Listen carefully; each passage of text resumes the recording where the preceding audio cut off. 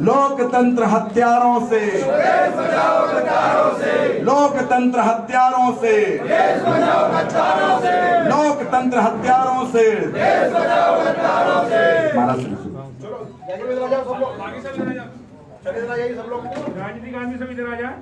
बोलिए नर्मदा मैया की जय, भारत माता की, भारत माता की। साथियों, आज संत समाज अपने अपने मठों और मंदिरों को छोड़कर के आप सभी के बीच में उपस्थित इसलिए हुए हैं कि जो देश और प्रदेश में हो रहा है, आज आम आदमी, आम मतदाता के मत का जिस तरह से खून हो रहा है वो बहुत ही निंदनीय है। आम मतदाता ने अपना मत इसलिए दिया था कि 5 साल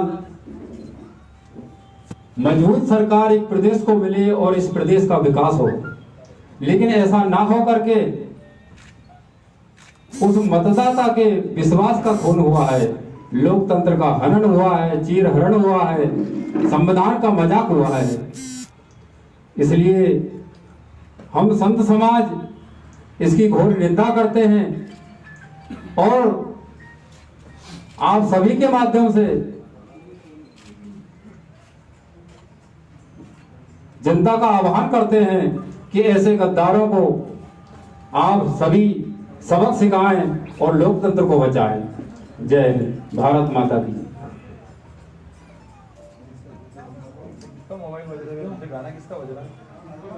जब जब देश को संतों की जरूरत पड़ती है तो संत आगे आते हैं। साथियों, हम आपको ये बताना चाहते हैं कि बेंगलोर के एसी होटल में बीजेपी के विधायकों के साथ में जनता ने जो वोट दिए थे, कार्यकर्ताओं ने जो मेहनत की थी, उस मेहनत को किस प्रकार इन्होंने बेच दिया और पैसे लेकर संविधान की हत्या की है, लोकतंत्र की हत्या की है। आज ये समय संत समाज कंप्यूटर बाबा जी के नेतृत्व में लोकतंत्र बचाओ यात्रा पर निकला है, क्योंकि इतिहास गवाह है कि जब जब देश के ऊपर संकट आया है या जब जब मानवता को समाप्त करने का प्रयास किया है, युवाओं के भविष्य को बर्बाद करने का प्रयास किया है, तब तक संत महात्माओं ने यह बीड़ा उठाया है। अगर इन लोगों को कोई पीड़ा होती, कोई तकलीफ होती, कहते कि कमलनाथ सरकार में हमारा काम नहीं हो रहा है, तो वो गांव और जनता के बीच में जाते, युवाओं के पास में जाते, कार्यकर्ताओं के बीच में जाकर अपनी बात रखते और उसके बाद कार्यकर्ता और वोट देने वाले ये फैसला करते कि आपको किसके साथ रहना है या नहीं रहना है। इन लोगों ने इसमें से कोई भी काम नहीं किया। इसका मतलब यह है कि इन्होंने लोकतंत्र की हत्या की है और जनता के वोटों को बेचा है। साथियों, कंप्यूटर बाबा जी के सानिध्य के अंदर ये जो लोकतंत्र यात्रा निकल रही है, ये लोकतंत्र यात्रा केवल एक ही संदेश देना चाहती है कि लोकतंत्र के हत्यारों से, लोकतंत्र के हत्यारों से। आज कोरोना महामारी चल रही है, इसलिए हम संत लोग आज आप मीडिया के माध्यम से, क्योंकि देश का सबसे बड़ा स्तंभ मीडिया है, क्योंकि मीडिया सत्य के साथ में रहता है, क्योंकि मीडिया गांव गांव, ढली ढाणी ढाणी, गली मोहल्ले में, क्योंकि मीडिया को सब देखते हैं, टीवी सब देखते हैं। तो ये मीडिया के माध्यम से हम लोकतंत्र को बचाने की अपील करते हैं। और मैं आप लोगों को इतना बताना चाहता हूं कि कान खोलकर सुन ले वो गद्दार के तख्त बदल देंगे, ताज बदल देंगे। अरे चुनाव तो आने दो, चोरों तुम्हारा राज बदल देंगे।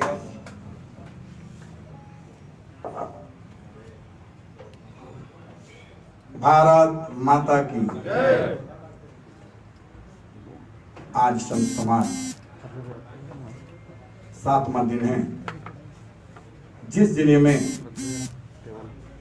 विधानसभा का चुनाव होना, उपचुनाव, जहां गद्दारी की है, लोकतंत्र की हत्या की है, उसी के तहत पूरा संत समाज हर जिले में प्रेस कॉन्फ्रेंस के जरिए, चूंकि कोरोना जैसे महामारी है उसको देखते हुए हम लोगों ने गली मोहल्ले जाने की बजाय केवल जिले में प्रेस कॉन्फ्रेंस कर रहे हैं। उसके आपके द्वारा जनता जनार्दन से अनुरोध कर रहे हैं कि आपका दिया हुआ वोट इन 25 गद्दारों ने बेच दिया है, इन्होंने आपको बेच दिया है, ये खुद भी बिक गए। मुझे लगता है कि अब धर्म और अधर्म की लड़ाई आ गई। एक तरफ धर्म है और जनता जनार्दन है, दूसरे तरफ अधर्म के साथ 25 गद्दार और बीजेपी है। यदि बीजेपी को भी समझना था, मध्य प्रदेश में शिवराज को भी समझना था कि यदि ये जनता को, मध्य प्रदेश की जनता को तुम्हारी सरकार यदि बनाना होती तो तुम्हारी विचारधारा पर वोट देते, पर तुम्हारे पे विश्वास नहीं था जनता को।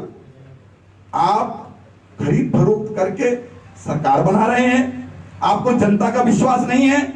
जनता ने 15 साल दिए थे, अरे आपने 15 साल काम जो नहीं किया वो कमलनाथ सरकार ने 15 महीने में काम करके दिखाया है। अब धर्म और अधर्म की लड़ाई है, सत्य और सत्य की लड़ाई है। संतों का कर्तव्य है कि अंधेरे से उजाले की ओर ले जाना। जब संविधान को खतरा पहुंचेगा, संविधान का चीरहरण होगा, संविधान के टुकड़े टुकड़े होंगे, तो संतों का दायित्व बनता है कि जनता के सामने जाएं, चाहे वो कोई राजनीतिक पार्टी हो, चाहे कोई भी हो। हम ये नहीं कहते किसको वोट देना है, जनता स्वतंत्र है, जिसे वोट देना उसे वोट दें, पर इन 25 गद्दारों को वोट नहीं देना है, क्योंकि आपने इनको वोट दी थी और इन्होंने वोट, आपकी वोट का सौदा, आपके मत का सौदा बेंगलोर में जाके किया। कितने में किया? अब मैं आप जनता जनार्दन से पूछना चाहता हूं, कहना चाहता हूं कि आपके मोहल्ले गली में, आपके गांव में आएंगे गद्दार, इनको सबक सिखाना है, इन्हें पूछना है इनसे कि आप कितने लेके आए हो। पहले इनसे पूछना, इसके बाद ही कोई बात करना। आपने कितने में सौदा की है, हमसे तो नहीं पूछा। और बेंगलोर में जाके आप आपने जो सौदा की है, कितने कितने में सौदा की है, ये जरूर बात पूछना। ये क्योंकि लोकतंत्र की हत्या हो गई। हम संत समाज हैं कि मध्य प्रदेश में तो लोकतंत्र की हत्या करने से हमारा दायित्व तो हम बचाना चाहते हैं। संविधान के अनुरूप चलो, हम आपके साथ खड़े हैं। और ये बात, यदि मैं आपसे एक बात और कहना चाहता हूं कि यही काम यदि कांग्रेस भी करती तो पूरा संत समाज कांग्रेस के साथ भी खड़ा होता, कांग्रेस के विरोध में खड़ा होता। परंतु जो भी गलत काम करेगा, 25 गद्दार हैं, गद्दार इसीलिए कह रहे हैं कि इन्होंने जनता के साथ गद्दारी की है। ये बिकाऊ लाल हैं, ये बेईमान हैं। ये हम नहीं कह रहे, ये जनता कहेगी। आने वाले समय में हजारों की संख्या में उपचुनाव में अब संत समाज जाएंगे, गली गली मोहल्ले मोहल्ले जाएंगे, घर घर जाएंगे, चौपाल का कार्यक्रम रखेंगे। आपके द्वारा मैं कहना चाहूंगा, चौपाल के कार्यक्रम रखेंगे, लोगों से, माताओं बहनों से संवाद करेंगे और उनसे बताएंगे कि आपके मत को बेचा है। इसलिए अब लड़ाई धर्म और अधर्म की है, सत्य और असत्य की है। धन्यवाद। और मैं एक और बात कहना चाहूंगा, हम लोग अपने भगवा झंडा लिए हुए, सनातन धर्म का ध्वजा लिए हुए और राष्ट्र को, जहां संविधान खतरे में आ गया है, इसलिए ये हम राष्ट्रीय झंडा लिए हुए हर जगह जा रहे हैं और हर जिले में जाकर के प्रेस कॉन्फ्रेंस के द्वारा जानकारी दे रहे हैं। धन्यवाद। मतलब कांग्रेस का प्रचार कर रहे हैं आप सीधा सीधा? देखिए, आपको ऐसा लगता है कि लोकतंत्र बचाने के लिए, संविधान बचाने के लिए हम कहां कह रहे हैं कि कांग्रेस को वोट दो। हमने पहले कह दिया किसको वोट देना है, ये जनता का कर्तव्य है। उनके मन की बात किस है, उन्हें तो वोट नहीं देना। अब इसे आप जो समझे। बाबा, आपने जिस तरह संत समाज पूरा जा रहा है, तो आपके साथ और कौन ख्याति प्राप्त संत है? नहीं, आप देखिएगा, जिन्हें लगता है मध्य प्रदेश के संत समाज, हम लोग बहुत सारे, चूंकि महामारी है, अभी जब उपचुनाव होगा तो हजारों की संख्या में 1,000-1,500 संत पूरे। कैसे बड़े नाम आप किसको कहेंगे? देखिए, मध्य प्रदेश के साधु संत जाएंगे। नहीं, हम बड़े नहीं हैं। देखिए, हमारे संतों में ना कोई बड़ा होता है ना कोई छोटा होता है। हर साधु समाज बराबर होता है। ना कोई मठाधी। देखिए, सबका कर्तव्य है, हर व्यक्ति का कर्तव्य है लोकतंत्र को बचाने का। मीडिया बंधुओं का भी कर्तव्य है कि लोकतंत्र बचाएं, संविधान की रक्षा करें, चाहे वो जनता हो, चाहे मीडिया हो, चाहे नौकरशाह हो और चाहे साधु संत हो। हम इस देश में रहते हैं, इस प्रदेश में रहते हैं, तो नियम का पालन करना पड़ेगा। हमारा जो संविधान है, मैं माननीय मोदी जी से कहूंगा कि माननीय मोदी जी, आप इन्हें कुछ तो समझाएं, मध्य प्रदेश को समझाएं कि ये लोकतंत्र की हत्या ना करें। चुनी हुई सरकार को, बहुमत की सरकार को तो ना गिराएं। इन्हें 5 साल के लिए तुम्हारी विचारधारा पर वोट नहीं दी, एक कांग्रेस की विचारधारा पर वोट दी थी, इसलिए ऐसा काम ना करें। यदि उनको जाना ही था तो महाराज ने कहा कि जनता के सामने जाते, कार्यकर्ताओं के सामने जाते तो बात बनती। प्रेस कॉन्फ्रेंस करना था, आपके सामने जाते तो भी बात बनती। बेंगलोर में जाके क्या किया? क्या ज्यादा मोटी गड्डी मिल गई इसलिए आपने बात बन गई? अब बात तब तक नहीं बनी जब हफ्तों बीत गए। जब बात बन गई तो फिर इस्तीफा आपने किसके द्वारा भेजा? पूर्व गृह मंत्री के द्वारा आपने इस्तीफा भेजा। इसलिए हम लोगों ने बात, हमारी वो नहीं है जो आप पूछ रहे, इसलिए हम कह रहे हैं हमारी बात एक ही है, संविधान की रक्षा हो। तो लोकतंत्र में तो सब स्वतंत्र है ना, उनकी मर्जी से गए बगैर किसी। गलत बात, आप ये आपका प्रश्न गलत है। नहीं, बगैर आप लोकतंत्र में कैसे बात है? लोकतंत्र की रक्षा सिस्टम है, हमारे संविधान की रक्षा करना आपका काम है। आप संविधान से चलेंगे कि बेनियम चलेंगे? आप ऐसे विधायक बन जाएंगे, लोग मत देंगे तब तो विधायक बनेंगे कि ऐसे बन जाएंगे विधायक? आप प्रश्न गलत कर रहे हैं। चलिए, आप शिवराज के समय में भी प्रचार करने निकले कांग्रेस का। आपको नर्मदा का काम दिया गया पूरा, जी। बाद में आप कमलनाथ सरकार आई तो कमलनाथ जी के साथ हो गए, जी, है ना? क्या आप शिवराज जी आपको पूछ नहीं रहे जो आप ये दबाव बना रहे हैं? देखिएगा, मैं आपको पहले क्लियर कर दूं, ना हम बीजेपी में थे ना कांग्रेस में हैं। पूरा संत समाज नर्मदा की रक्षा करने के लिए, नदियों की रक्षा करने के लिए आज भी तत्पर है। कोई भी काम यदि सरकार देती है संतों को तो संत एक पैर से खड़ा रहता है, क्योंकि हमारा दायित्व है, हम धर्म के ठेकेदार, हमारा धर्म का कर्तव्य है हमारा काम करना। तो वो काम किया, परंतु उन्होंने कह दिया कि नहीं महाराज, जब हम लोगों ने काम अपने में लिया कि 5 संतों ने कि ठीक है हम लोग नर्मदा को देखेंगे, इन्होंने कहा कि महाराज अवैध खनन तो नहीं रुकेगा, क्योंकि अवैध खनन इसलिए रुकेगा कि चुनाव आने वाले हैं और ये हमारी पार्टी के लोग काम कर रहे हैं, हमारे भाई काम कर रहे हैं अवैध खनन का काम, इसलिए इस पे आप नहीं रोकेंगे। तो हमने कहा कंप्यूटर बाबा आपके साथ, हम नर्मदा के साथ हैं, नर्मदा का काम हमें मिला है। तो पूरा संत समाज 3000 महात्माओं के साथ बैठक की। बैठक करने के बाद नर्मदा सबने निर्णय किया कि ऐसी सरकार में महाराज नहीं रहना है जो नर्मदा की रक्षा ना करे। सबने इस्तीफा दे दिया। सुनिए, और इसके बाद संत समाज ने इनको इस्तीफा देकर के हम लोग अलग हो गए। और इसके बाद फिर कमलनाथ सरकार ने यदि नर्मदा का काम दिया, देखिए हम और कोई पार्टी में या कोई किसी चीज में नहीं, नर्मदा का ही हमने काम किया। और आपको मालूम है कि 25, 30, 35 मशीन हमने पोखरण पकड़ी। सरकार रहते हुए हजारों संत जो है सीहोर विधानसभा में जाकर के और नर्मदा किनारे में जाकर हम लोग हजारों संत खड़े हुए रहे। सरकार कांग्रेस की थी तब भी हमने वो काम किया नर्मदा के लिए। तो हम लोग नर्मदा के लिए हैं, कोई पार्टी आए कोई जाए, हमें पार्टी से कोई देने नहीं। सरकार यदि चाहती है कि संतों से रक्षा करवाए नर्मदा का, तो हमारा दायित्व है। अभी अगर सरकार काम देती आपको, अब ये आप समझिए, पहले तो आप समझिए कि किसकी हम जय बोल रहे हैं, किसको गद्दार बोल रहे हैं। मैं 27 को नहीं बोल रहा हूं, चुनाव 27 के हैं, आप समझ लीजिए। चुनाव मध्य प्रदेश में 27 के हैं उपचुनाव, पर 25 को बोल रहे हैं, क्योंकि दो उनका स्वर्गवास हुआ है, वो देवलोक गए हैं। उन्होंने नहीं किया ऐसा कोई काम, ये 25 ने किया, इसलिए हम 2 पे नहीं जाएंगे, 25 गद्दारों के उड़ा जाएंगे। ये हमारा दायित्व है। सरकार किसी की भी रहे, लेकिन कंप्यूटर बाबा को कोई ना कोई पद हर इसमें चाहिए ताकि वो काम कर पाए। ये तो कोई भी लगा दे भाई, सरकार को चाहिए देंगे ना दे। यदि नर्मदा के काम हमें कोई PWD का काम दे दे, आप बताइए कोई दिया है क्या? मतलब नहीं, आप समझिए, कंप्यूटर बाबा ने किसी संत को भी, कोई भी संत को यदि कोई काम मिलता है, नर्मदा बचाने के लिए काम मिलता है तो संत समाज, गौशाला के लिए संतों को मिलता है तो गौशाला के लिए बाबा तो खड़े रहेंगे एक पैर से। आज भी कहता हूं कि शिवराज सरकार है, यदि वो कहें कि किस बाबा को देना चाहते हैं, हम एक पैर से खड़े रहेंगे सब, संतों के लिए, नर्मदा के लिए, गौ माता के लिए तो खड़े रहेंगे। आरोप तो जैसे आप बता रहे कि आरोप लगे, तो आरोप तो बीजेपी पे भी लगे कि ये जो है बिके हुए हैं, लेकिन साबित नहीं कर पाए ना। हम तो कर रहे हैं साबित। आपसे हम आपसे क्वेश्चन करते हैं, आप बताइए उत्तर इसका बेंगलोर में क्या कर रहे थे? नहीं, बेंगलोर में वो उनका काम कर रहे हैं। क्या काम कर रहे थे? ये बीजेपी वाले क्या कर रहे थे? कांग्रेस वाले क्या कर रहे थे? साबित नहीं कर पाए ना, मैं तो साबित कर रहा हूं। आपसे पूछना चाहता हूं, आप बताइए, आप घुमाइए मत। ये उनका अपना अरे ये से कैसे अपना काम है? ये जनता के सामने जाना था कि वहां बेंगलोर जाना था? जीतू पटवारी भी गए राम मंदिर के लिए सीख गए थे, क्या हुआ? उनसे पूछो, ये कांग्रेस की बात कांग्रेस वालों से पूछो। हमें तो आप इसकी बात बताइए। राम मंदिर बन रहा है, राम मंदिर जी। के लिए बताएं। समर्थन करते हैं, मोदी जी 5 तारीख को जाएंगे। देखिए, राम मंदिर, राम जी हमारी सनातन धर्म के पूज्य हैं, हमारे दिल में बसे हुए संतों के, आम जनता के राम आराध्य हमारे। वहां राम मंदिर बनने के लिए हजारों संतों ने अपनी बलि चढ़ा दी है। पर दुख इस बात का है, दो चीज इसमें विशेष है जो नहीं की गई है। एक तो चारों शंकराचार्य जगत गुरु रामानंदाचार्य, चारों शंकराचार्य को तो कम से कम आमंत्रण करना था। एक दूसरा, आप भी बताइए मीडिया बंधुओं, क्या आप क्या कोई काम, कोई अच्छे काम, मकान का उद्घाटन, किसी का उद्घाटन बनाना क्या चतुर्मास पर होता है? नहीं होता।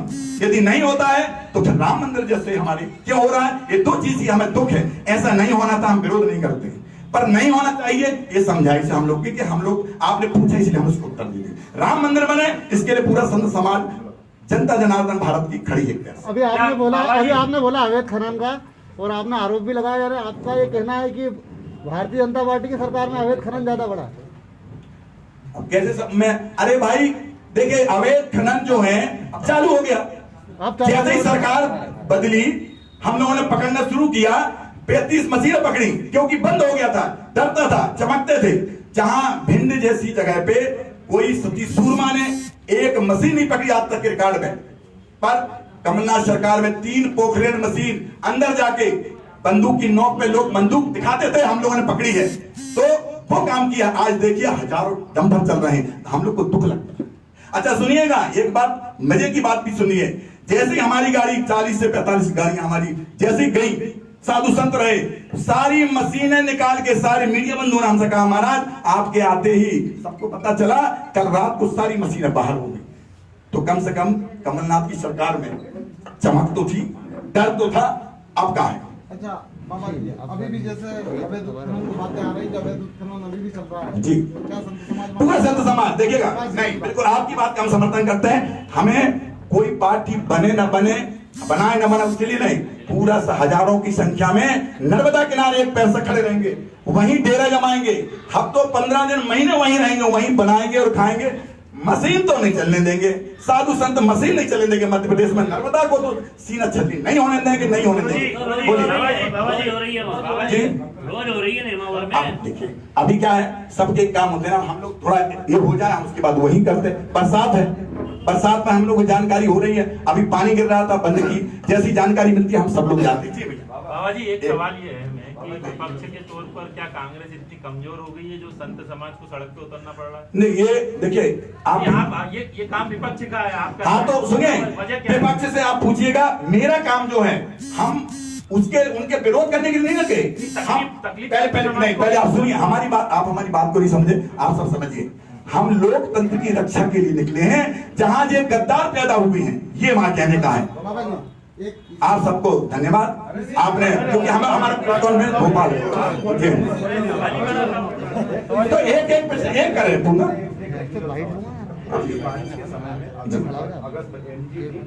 बिल्कुल सही, बिल्कुल जी, बिल्कुल सही। नहीं सुनिए, हमारा रोज तब है, नहीं आपने क्वेश्चन ठीक दिया, हमारा रोज तब है कि बिल्कुल नहीं होना चाहिए, किसी भी प्रकार से गाड़ी निकलना ही नहीं चाहिए, क्योंकि एनजीटी की रोक है बिल्कुल। मगर इस सरकार में काम चल रहा है, निकाल रहे हैं, उसके लिए हम लोग कर रहे हैं, तो जाएंगे। अभी हमें कल, आज हमारा आखिरी है, आज के बाद हम जाएंगे।